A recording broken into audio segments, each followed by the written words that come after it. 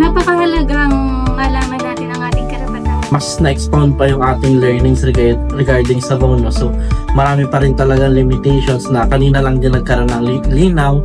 At the same time ay nagkaroon din talaga ng awareness. Layunin ng batas na ito na proteksyonan ang mga kababaihan at ang mga batang edad 17 taong gulang pababa.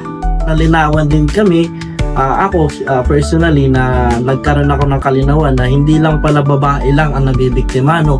So pwede ring makasuhan yung mismong babae, ang magkaso ay yung lalaki, in the perspective na ang naaabuso ay yung bata. Maganda na nagkakaroon tayo ng ganitong orientation sa ating mga employees para mas